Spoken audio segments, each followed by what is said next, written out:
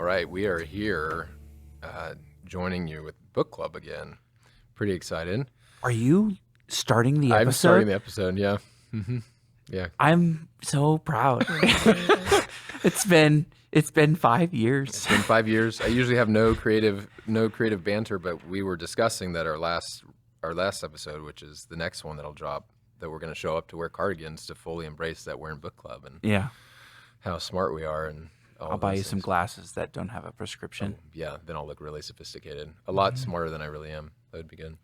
That's good. I will admit I'll have to find the right one so I don't look too puffy. That one's probably from college. So, but producer Avery informed me that is the point. That's the look. Part of cardigans. You're supposed to be a puff. And I just want to know where Avery got that nugget of wisdom. He was really quick on it. Yeah. We should probably have producer Avery comment a little more because that was a good zing. They're snug, comfy blanket that's skin tight and accentuates all of the features you hate the most about yourself.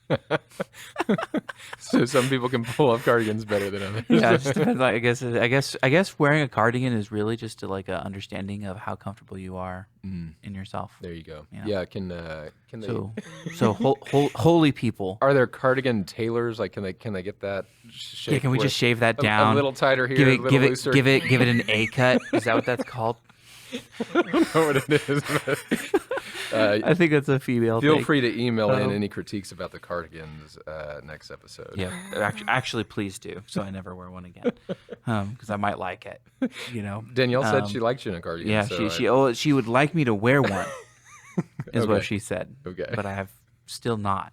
I gave her the freedom to buy a cardigan. Okay, so she'd like you to wear one, but we don't know that she'll like you in one. No, right? she hasn't seen it. She likes the idea of it. She likes the idea of it. Yeah, we could take a sure. poll. You know, one for James, Yes one or for no. James. Yes or no on the that would be good. That would be hysterical. I love that. I do like sweater weather. You know, when you get to pull out all your different fall stuff. Because I have like 7 of the same shirt. I just rotate through. I find myself wearing my favorite like 3 over and over. Yeah, I like wearing a pullover.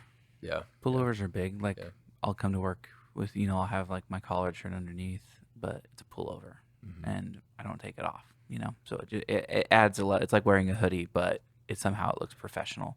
I think fall in Oklahoma might be like the best season anywhere.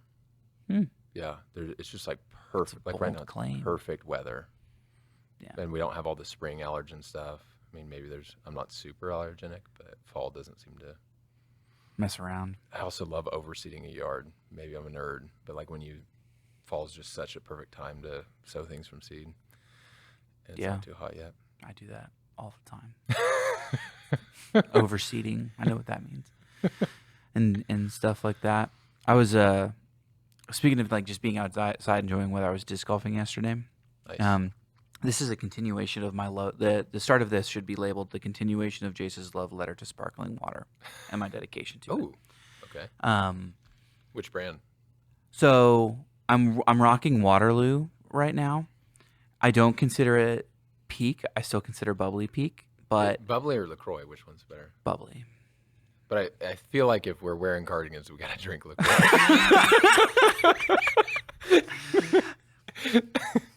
Sure. Or have whatever it is in a glass. Yeah, or really more like a Perrier, maybe, or something like that. There you go. Dude, okay, you're going to tell a disc golf story. But yes. Wait for a second. Oh, okay. While we're on the topic of bubbly things, I have found a newfound love with, and I'm probably going to say this wrong, kombucha?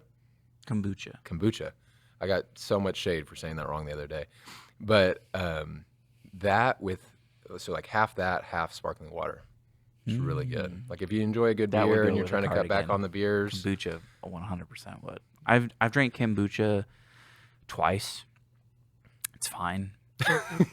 You don't share the same love I do. Like, well, I maybe you will enlighten me. I'll mix it up this way. That's what we'll do. Cardigans, I'll have, what is it, kombucha or kombucha? Kombucha, yeah, we'll just have a whole. I'll have that, and the sparkling water, I'll put like a lime in it. Then it's a real book club because there's like kind of tastings. Yeah.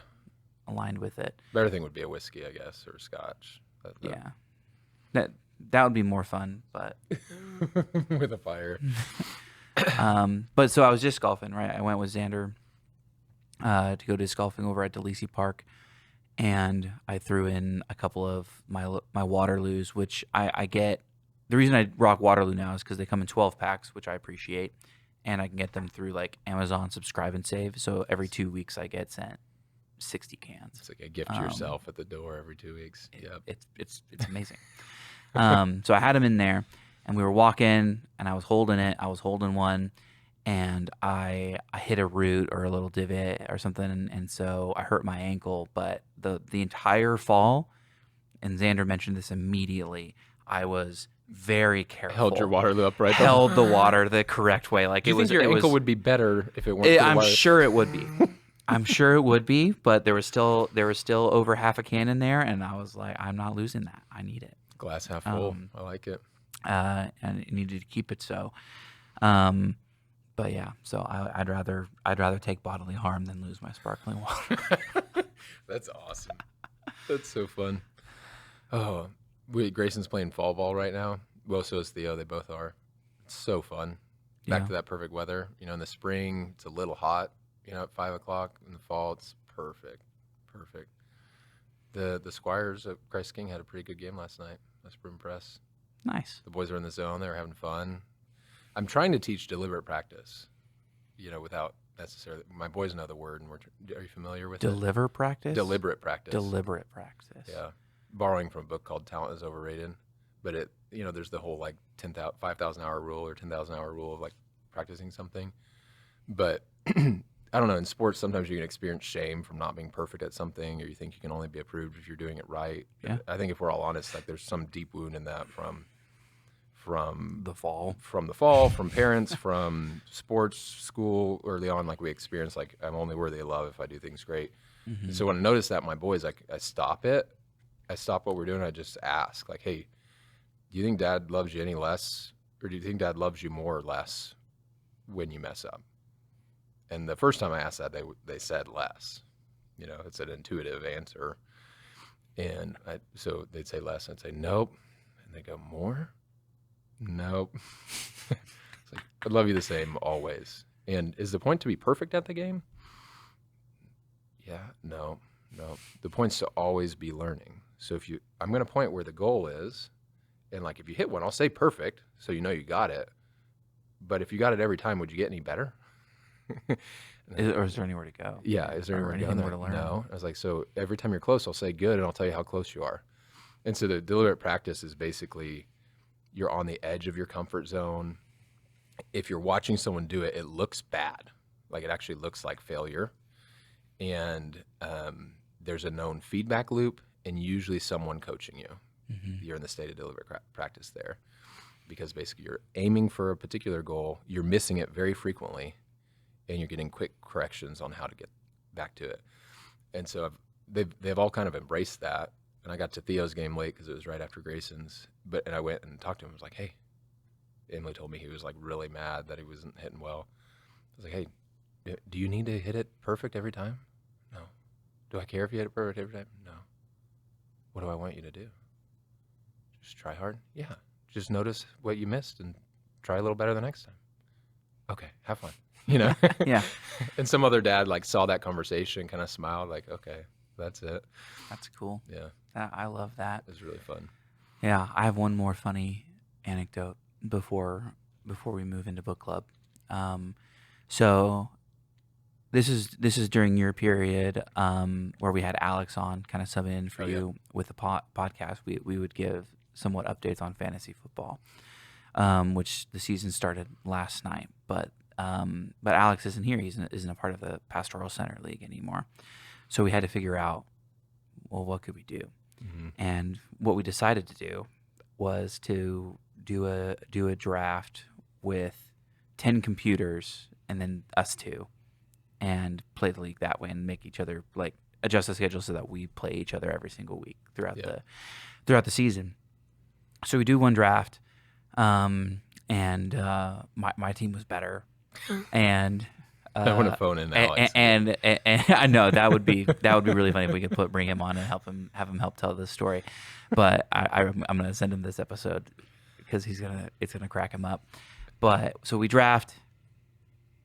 we start talking smack. I have a particular, I don't know, I get to him. I can get to him pretty good when we're talking smack with each other. And I'm like, let me know when you want to just, concede this season and redraft. And, maybe a day or two goes by and he says, all right, you win. I want to redraft. So then the following, so I create a whole nother league. We do the same thing again, but I rename the league 2-0 because I beat him last year, this one, and now we're doing a third. And we draft. We do a randomized draft order, and I get the first pick in the draft, which wasn't great for him. And he lasts a little bit longer. And I just keep saying, well, if you want to do I sent him a message yesterday morning and was like, hey, season starts tonight. If you want to do another redraft, this is the end. If you want to do one more, and because he'd been saying, oh, I got you, I'm going to beat you. And then he just was like, yeah, let's do it. 11:30. Let's do another draft. But each time I was like, this is a full season loss when you do this. So now we're in a league called 3-0. I'm just beating him. And then Alex said the funny thing. He's so funny. He said, man, it's going to take me 4 years to have a winning record in this league because of my decisions leading up to it. So shout out to Alex. I've been having fun. We've been having fun doing a one-on-one fantasy football league. That's pretty cool. He's doing great. He's enjoying being the therapist and all that stuff. Wish he was here still, though. Yep. Yeah. Same. But yeah, so if you see Alex, ask him how he's doing in our fantasy league. He'll enjoy that. But anyway, what we're talking about in book club today? The battle inside the church, which is an exciting thing, and we kind of have hinted at it in our own non-expert ways as we've been discussing throughout this book as he's been kind of unveiling each key tenet of what it is, but we're looking at it on a more practical level, within the church now. The thing that I liked the most about his intro to it was that, it's fundamentally a battle, an interior battle in ourselves, right? I really loved that. I appreciate even the opening, he kind of sets the tone really well with the opening quotes to the chapter from St. Paul and from St. John Henry Newman. St. Paul says, I know that after my departure, fierce wolves will come in among you, not sparing the flock, and from your own selves will arise men speaking perverse things to draw away the disciples after them. And I like in that, obviously there's a preview that Paul gives us of the other evil people inside the church, but then he says, from your own selves. In some sense, that's speaking to us, the disciples, in your own self, you're going to be evil. You're going to draw people away. And so it's both a caution to be on guard against the wolf in sheep's clothing, so to speak, but then also to be on guard between to be aware of the good and evil in our own heart. I think that's a really good premise, a really good thing to have in mind as we go through this chapter. The last section the last podcast, we talked about the different fronts that we kind of fight this battle on, the different ways. And I remember you and I were chatting about where's the third one? Right. As we were reading it ahead of time. But so he actually unveils the third one here, which Jace mentioned is the spiritual battle. It's the unseen, it's the interior life, it's the struggle for hearts and minds. And just as a review, the first front's the external fight against the darkness of the world. And then the second one is this internal battle within the church, so that there are people who've been inspired by evil that are here, and then this third front is really, I feel where most of this chapter is focused on is that third front is in our own selves.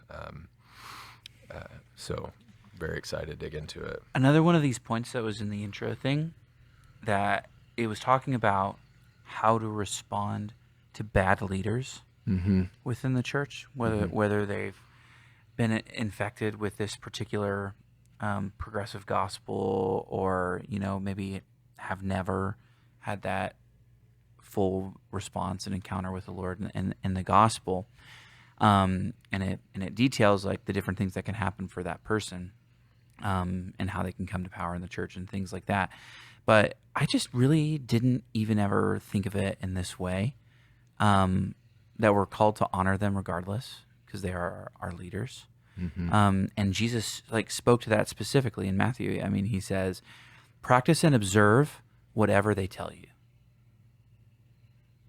but not what they do, for they preach but do not practice. And I think that I don't do that as well as I probably It's should. like if I've observed that there's some hypocrisy or even, little h hereticness coming out of them, hereticalness. Yeah, just write it off. I just write everything off they say. It might be a temptation. And what's interesting, like, we'll get into it later, but I think that's really dangerous. Like, we see people in the church who disagree with some things Pope Francis has said, just to cite like one of the biggest examples, and the tendency is to write off everything he says, to not pay any attention. And like, what a fallacy, because like Joy of the Gospel, for example, like there's great stuff in that. And obviously it bears Pope Francis' name, but it's also all the people that contribute to and help him. Yeah.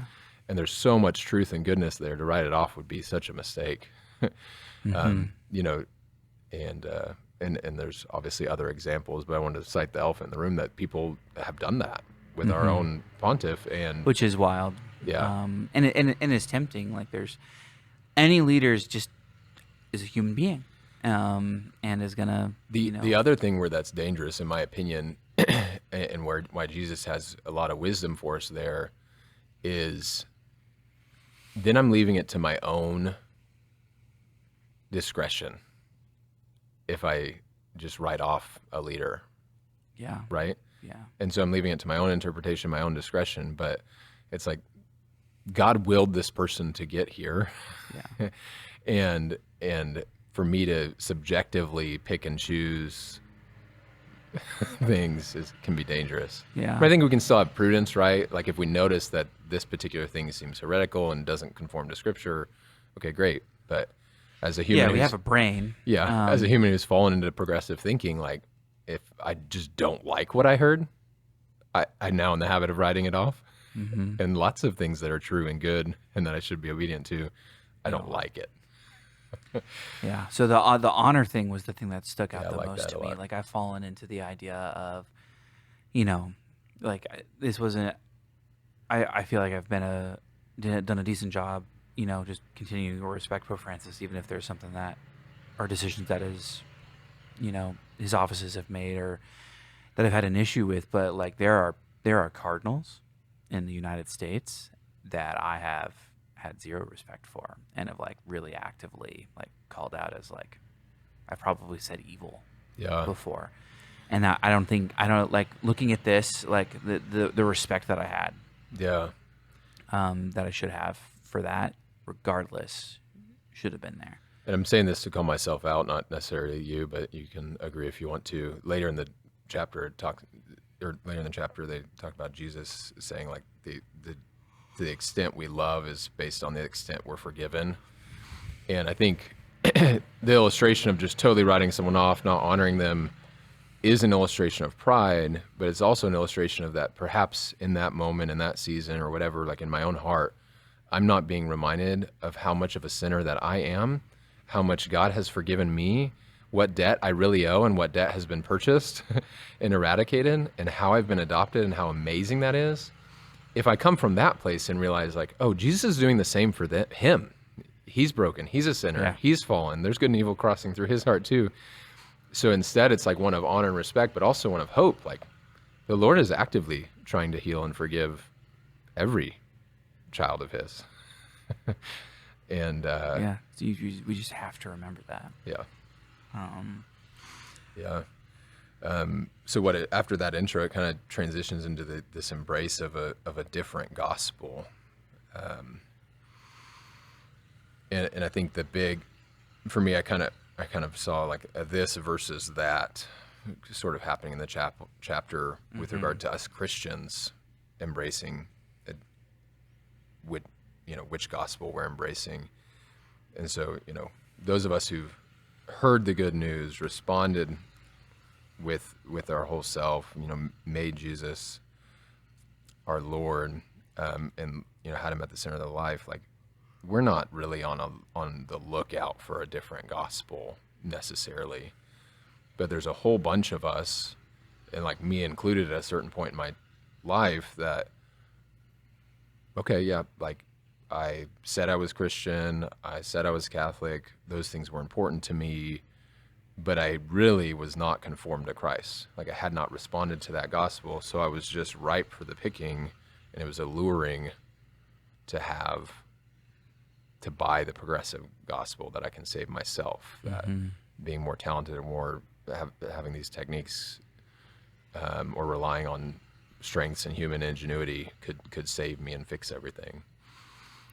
So we kind of see those two distinctions, I feel like. Yeah, we can definitely see those two distinctions. And there's a wide variety of gospels that would go under the umbrella, under the progressive thing, that is just really easy to throw in with, or to just let be a part of our natural thinking. And it, like, this is half of why I there are seasons where I become more and more convicted about this. I was discussing in a small group the potency of the gospel, and how key it is to like come back to it. And I think that I was actually discussing this with I was with Curtis Martin when I was discussing this. I was asking him like gospel fatigue is something that I see.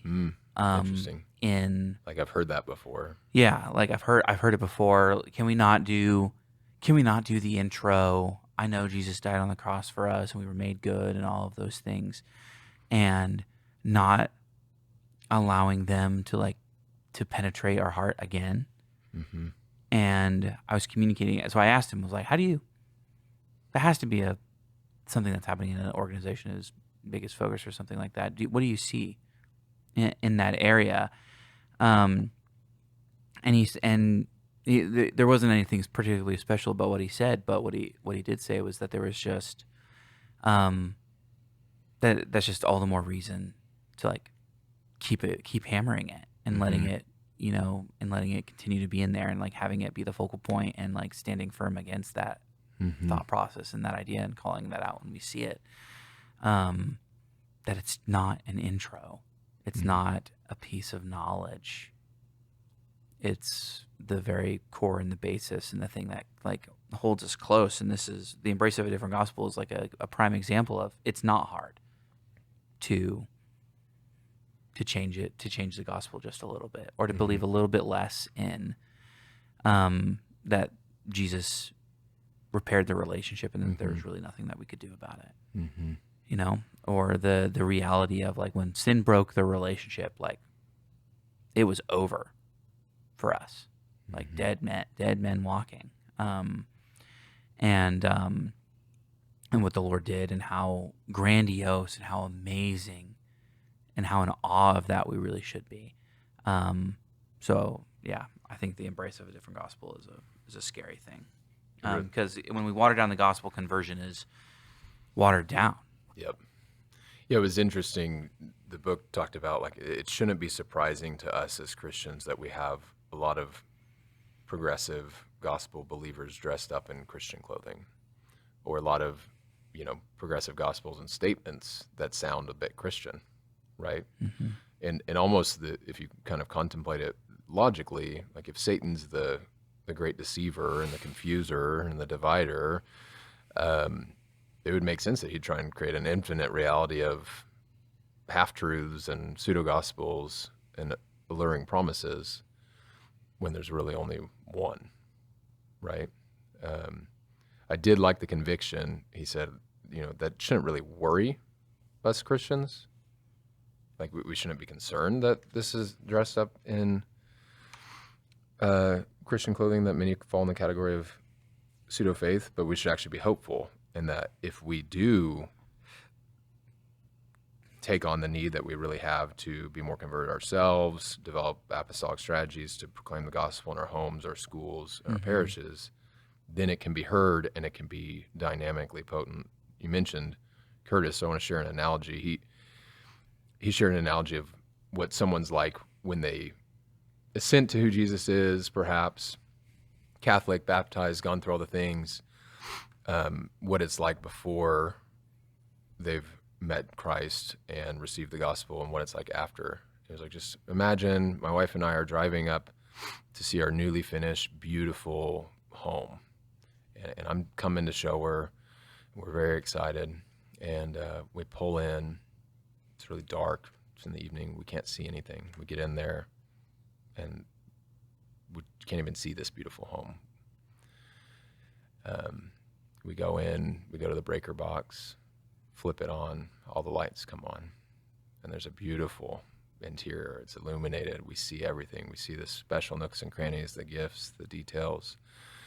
And like, for a Catholic to embrace the gospel when they haven't before, they have the sacramental grace, they have the knowledge, they have the infrastructure, they have formation, they have confirmation that's like latent resting potential. And now the door is open.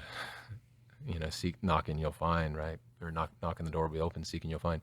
And once we open the door, it's like flipping the light switch on. The whole interior castle, the beauty, that the infrastructure that God's given us starts to be illuminated.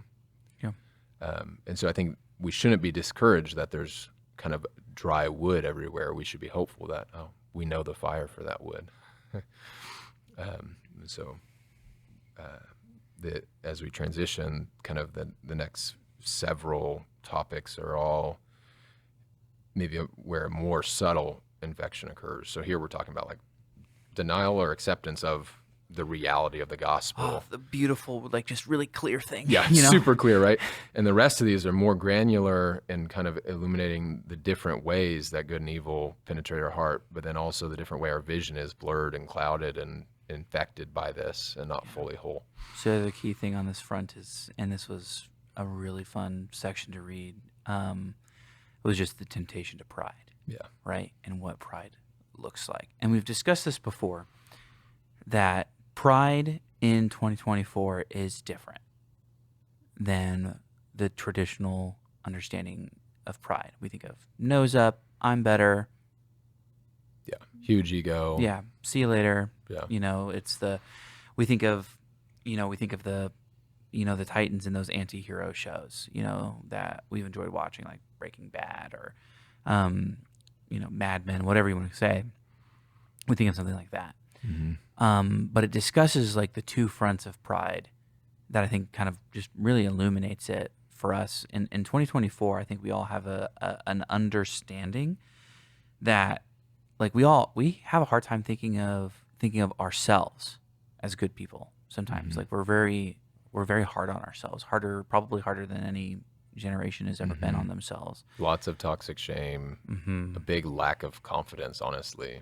Yeah. Which is interesting to think about, like being very prideful and having a super low confidence. Right.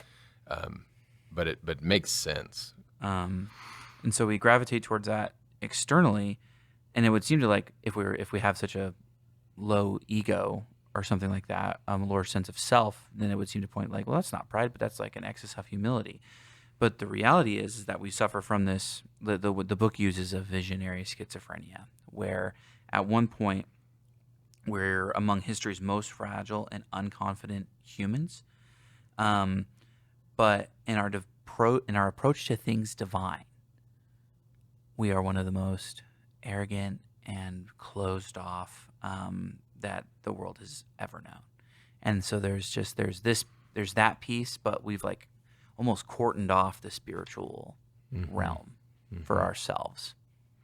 Yeah, it's like we're almost overcompensating in a way. So like we're aware that we're so like not great, and so we've put ourselves in the place of God to overcompensate in a way, right? Where we're trying to make our own identity, self-creation our own way instead of accepting reality. And so we're sort of pushing reality aside, forgetting, like, while I'm deeply not confident in who I am, I'm pushing all those areas that I'm not confident down into the background, and I'm inflating the other things. Yeah, inflating the spiritual side. Yeah. Whether you're doing that in a way of like, I'm an atheist, so I'm going hardcore on that side, or even, I think that, like, thinking about this makes me think about like just like the epidemic of the lack of volunteers for whatever you'd like to have volunteers for within the church. youth ministry, DRE, like even like serving at Mass. All of those things that are an example of there is a I'm not good enough thing going on there as far as their sense of self, but at the same time, I'm better than this spiritually. Yeah, that teaching is not for me. Kind of response. It was interesting as we were talking about it. I wasn't thinking it when I read the book, but I'm drawn to like mine and Emily's own testimony on contraception. And she'll mention this about herself when she speaks on it, but when we were talking about it and I was convicted about the truth and wanted to be faithful in kind of our pre-Cana class, her immediate response was one of like, that's wrong. They've got misinformation in there. Like, that's not true. I have a medical background, picking apart all the fallacies of the pre-Cana course on having an openness to life. And so there's this thing of like, yeah, whatever, I see it, but no, I'm going to do this my way, and I know it's right. And so when reality, the lack of confidence and the weakness in her was like, I'm not ready to accept and relinquish total abandonment and to God for this. I want to control it my own. So there's a bunch of woundedness of what ifs if I'm obedient. And it was overcompensated with this great amount of pride of like, I know this is right. This is good for me. I got no problem with it. Yeah. And what's interesting as we speak on it, you can see in the eye contact and the response, the same thing in people. And what's beautiful, the book doesn't talk about this, but we just talked about embracing the gospel. When you proclaim the truth of the gospel in one of these places, that pride can go away. Well, yeah, because it's so clear. Yeah, like God can penetrate that false idol of self that's happening there, and control. And yeah, it's a very, very interesting contrast of our lack of confidence. And the book kind of proposes as an antidote, which is this is my favorite thing, because I don't think we use this word almost ever. I'm not sure if I've ever heard this word in a homily, but I would love for it to start, is the idea of magnanimity. Yeah, I love magnanimity. It's hard to say. It's probably why we don't say it. Largeness of heart, magnanimity. Yeah. Courage and confidence, but that's what we're called to do, is like an antidote, like in helping our friends and as people who are seeking for the salvation of the souls around us. We have to be looking for ways to encourage, to bring about that sense of magnanimity, that you are a part of salvation history, that you are a huge, important piece in the salvation of people's souls. Dude, we should do a whole episode on magnanimity. Yeah, it's like one of my favorite virtues. It's if pride. This is interesting, actually. If pride is the like root of all the cardinal sins, if it's the lead into all sin, like magnanimity is like makes every virtue better. It's like this. Yeah, it's an accelerator. Yeah, it's basically like a full embodiment of charity, right? Like it's this like enlarging heart of a super abundant love. And magnanimity can't come about without grace when you think about it. Like if you think of like super generous person that's got different motives or ulterior motives or something, like they really can't embody this like, I want so greatly the good of the other person with my entire will, For this next section, I think it was my favorite, like titling for it, and it kind of is still in line with where we're heading. Soft pedaling the fall. Mm-hmm. It wasn't that bad. Yeah, it's not. It's easy to forget and skip over the idea in the gospel presentation that, like I kind of touched on it a little bit earlier, but to highlight it again. The fall was brutal and is devastating. And we're living in that. Mm-hmm. Like there isn't hope. If remaining in the fall, the only hope is, within Christ. And, you hear people arguing over a beer. I've even done this. Like, are people basically good? Like we discussed that. Mm-hmm. And there's even like philosophical and theological differences between like the way Catholics would view it and the way that a Presbyterian would view it, or someone who's a Calvinist would view it. Mm-hmm. or the way that Luther would view us. Like Luther would write that we were a piece of poop covered in snow, and we remain pieces of poop throughout the entire thing. Whereas our gospel would say that we were made perfect in the image and likeness of God, and that is good, and we are good as a result of that. But the fall was that catastrophic. That we were no longer innately good. That we're no longer capable or innately good. Because we were separated from God. Right. There's still the potential for good, obviously, because like we were still made for by goodness. Our design, that's what we're made to be. Yeah. But at our current state, we're not. It's not the default. Yeah, we're not defaultly good. Which I think we can fall into, like Christian optimists, that like, oh, everyone's good. And even like one of the like chief virtues of the progressive gospel, I don't know that the book said this, but you hear it from people, is like, well, yeah, why can't people just be good people anymore? Or like the virtue is to be a good person. And it's like, that's actually something I can't muster up myself. You know what I mean? I can't follow you there. Yeah. like to be goodness in the fullness of the word is like to be transformed by Christ.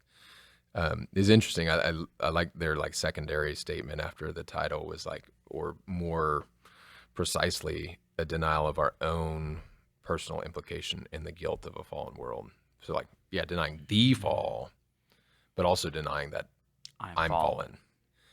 And I think that's a really slippery slope. I mean, both are slippery, but if I'm like, oh, I'm not that bad or whatever, or like, I don't, my sins aren't too great, or, aren't too terrible or whatever. Like, I'm not talking about self-loathing here, but just denying, like, I don't know. What's interesting, like if you're familiar with 12-step literature, just to digress for a second, like whatever the ism is, they'll usually identify like, hey, I'm so-and-so, I'm a, insert your ism, ick, insert your ick, alcoholic, whatever. Well, it's an interesting struggle that one could think about. Like, that's not my identity to have whatever ism, but it's the same thing as saying I'm a sinner. Right. And so our identity is that we're children of God, made in his image and likeness. And furthermore, since we're Christians, we're adopted.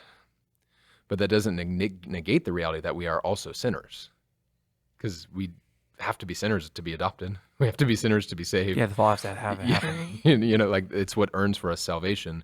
And so what's interesting, denying the fall or soft pedaling it or watering it down or making it weak sauce, like that is denying who the Lord is, denying the great forgiveness he gives us.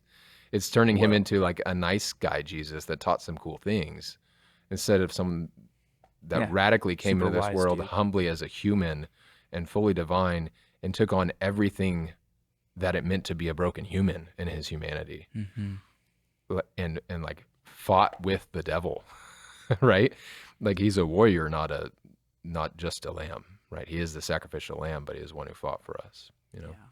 The best way the way that he wrote it, I highlighted it here, that like kind of communicates with this, because I think this is a lot of Catholics, we can get this wrong because it's pretty subtle, the differences between like us or somebody who's like, we're totally depraved, doesn't matter or something like that, which is not what we're saying. We were created in goodness with a capacity for goodness. That and those things stayed, but the fall like tainted those in a huge way and made those much more difficult. That we are not fundamentally good as a result of the fall. We have capacity still somehow, just because of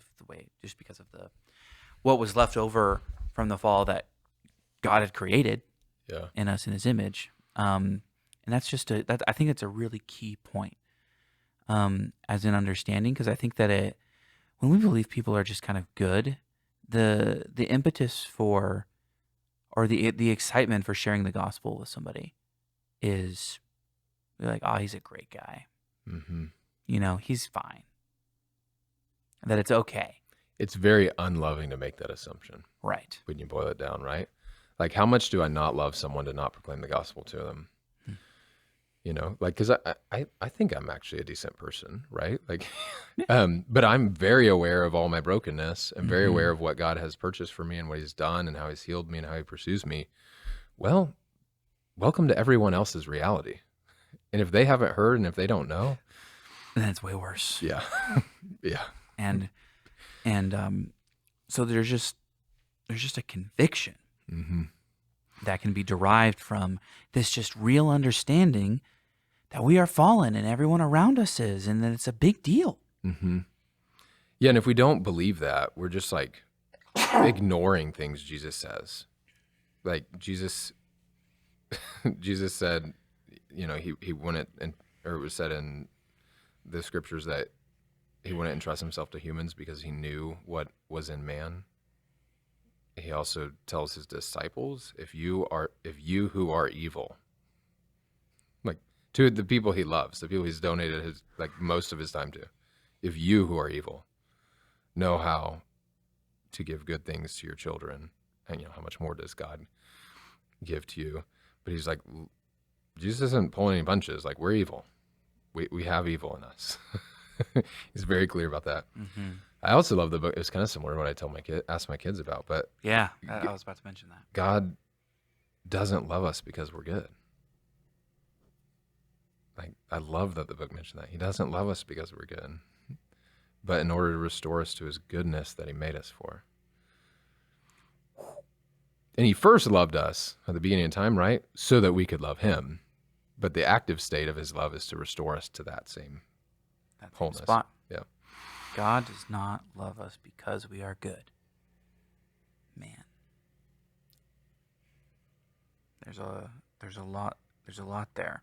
So then, but to dive deeper into this, and we were discussing this earlier, this is the more like kind of geeky side of what we're doing. Yeah. We have the spiritual side. So then, I like underline the whole rest of the page. I know. So did I. Your highlights. It is, but we can still look at it from an objective standpoint. We could have, just in 2024, we could have, if we wanted to look at it from a particular lens, we could say we're probably the most moral people in history. We're a lot better than we were, you know, pre-Roman Empire, you know. Pre-Jesus, yeah. You know, the things that were happening then, the way, like, all of those things, like, even the progressive religion is better. Yeah. Than even atheism's better. Yeah, all of that. As far as just the generic culture of the world, evil still exists. There's still, like, you know, horrific things that happen, but you could say that it's better, especially with post-Christ. And the book makes the point and people use that as an example of people are generally good. We're in one of the most secular societies that has been around since Christianity started, and it's better. And we have to remind everybody, we've been baptizing people for thousands of years. In fact, the majority of the world is baptized. And the book goes out of its way to say that puts a bridle on evil. Yeah. Yeah, he says something like baptism suspends demonic activity for the baptized. And that's an interesting thought. And then I love how they continue the nuance, like, okay, if we have the majority of the world baptized and a good chunk of that population washed into a different way of believing than Christianity, you have this protection from the Lord, from what he promises in baptism, but then like a watered down reality in the lived reality of their life. And so the book doesn't say this, but it kind of explains why there would be sort of a malaise or an or a lukewarmness. And it makes less visible the drastic polarities of good and evil because the evil's tempered a little bit, or a lot of it, I guess. Yeah, and there's a lot of things there's a lot more justice in the world in specific places. Like, it talks about how the social circumstances, especially in the United States, isn't everywhere, you're set up to win in a lot of different ways. There's still injustices. But like way more than like a serf was in the Middle Ages as far as setting up to win in their social situations. The thing that I highlighted that I think illustrates our illustrates more so our fallenness as a society, even though it looks better, is that both is what happens when things go bad, when things go really bad, and that's something that happens for everybody. There's going to be suffering, and our reaction to suffering kind of exposes that evil. Yeah, crisis moment, great suffering, the evil comes out. You see the normally everyday unseen reality. Yeah, and so there's opportunities for saints, for great heroism and some of those things, and also like horrific cruelty and selfishness. Yeah, horror. And we hardly just need to ask which is the more prevalent response to hard things. And it's all hidden because it's all in our own interior disposition. Right. A high percentage of the time, no one's putting on a billboard or posting on social media the crappy thing that they did. Yeah, it's interesting. He also mentioned a little bit before that point that as baptisms have diminished in the West, demonic activity has increased. Like the exorcists are much busier than they had been in centuries. And so it's a fascinating thing that we see. Like I think sometimes some of this we can see a little more of the polarity, and it's probably because of less of the supernatural protection being present. So you have more humans innately made for good and innately fallen because they're born into a fallen world that don't have the protection that God offered in baptism. So while there's still a prize to be won, and we should pray for them and pursue them in that way, the evil one has more agency to move and to control and to hijack. I think to have a magnanimous outlook on our very selves, and that's paired with the humility of it, the understanding that we're capable of the same horrific cruelty as anybody, is something that we have to get through ourselves. I think that it's a really dangerous thing and leads to that. It's probably a piece of that fallenness of the gospel, soft pedaling. When you hear somebody beating their wife, hitting their kid, whatever evil you want to put in there, that there's just an understanding of I'm capable. I could, like, if the right situations happened, if enough of the wrong things happened, and I'm not relying on the Lord and the Holy Spirit in those moments, uniquely capable. It could be anything, like drugs, alcohol, infidelity, whatever, pick your poison. And I think that there's just a sense that we have to communicate that capability. And where I think I saw that in a public setting, where I saw that in my favorite way, it was with Father John Ricardo. When we were on the podcast and we were talking with him, he was very down on. He was like, "I am the greatest sinner." I forget exactly what he said, but you could tell, like being in the room with him, that he meant it and that it was real, and that he was thankful. Well, yeah, it's interesting. The book says, quotes Jesus in Luke 7:47, "He who is forgiven little loves little." And when Ricardo was sitting here, and he was actually articulating some of the things we're talking about. He was talking about some of the evil within the church, some of the corruption, and maybe some solutions, some temptations we fall into. Like, he paused on that before he continued and said, like, just before I continue, I got to admit, like, it's total grace that I'm here even talking about this. Like, I'm such a sinner, and the Lord has done so much for me. Like, you could hear contrition, and you could hear that he knows mercy. Right. Like, he has received forgiveness, and it's changed his life. Alex Sanchez once told me a quote that I've borrowed, but like, God literally gave my life back to me, and someone who's been forgiven knows, like, can feel that in their heart and see themselves where their life's going asunder, where their life's just full of the fall.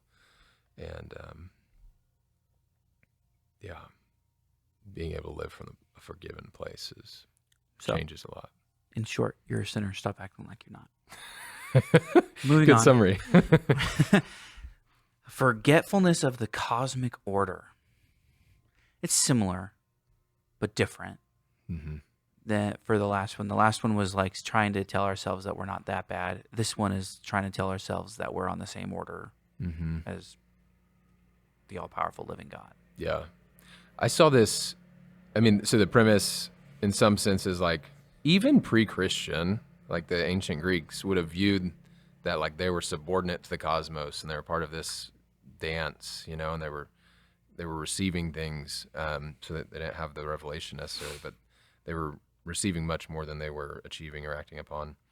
And in the progressive view, we think that we're the center of the universe and that we're the main causer, when in reality, we're a part of a symphony. And to the extent we harmonize with what the Spirit is doing, with what the Lord is doing, with what He's arranging around us, we'll be more fulfilled. Yeah. To the extent we receive, accept, live in reality, harmonize with what He's doing, we'll be living a fruitful, fulfilled life.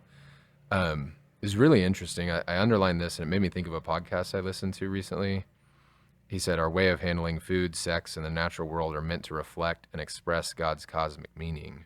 Our relations with one another are intended to replicate and participate in the inner life of the Trinity.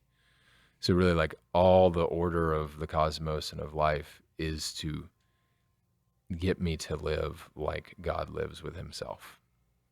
And I was listening to a podcast. It was Matt Walsh, who I enjoy. And then what's that guy? He interviews a bunch of thought leadership guys, and I can't tell if he's on the path to conversion. Peterson? No. Rogan? No, it's not Reuben. Not Joe Rogan. Yeah, Joe Rogan. Okay, so Joe Rogan interviewed Matt Walsh. He did? Yeah, because of the What is a Woman movie. And they aligned on a lot of things. But then, and Matt's pretty good about like trying to deliver truth. Matt Walsh is Catholic, trying to deliver truth, but not get in a religious argument necessarily. But Rogan brought up, like, really wanted to go there, And so Rogan brought up homosexuality. And he kept returning to this same question, like, hey, like, two people love each other, like, that's a way they can be happy and fulfilled. Like, he brought up gay marriage specifically. Like, the gay marriage means something to them. So, like, what's wrong with it? Yeah, what is it hurting? Yeah, what is it hurting? And they were kind of they were at a stalemate as they were going back and forth. And so I was observing it kind of through this lens here. But what Matt kept saying was like really true and good, but he wasn't going to religious yet. But he was saying, well, the reason I have a problem with that is like, what is marriage for?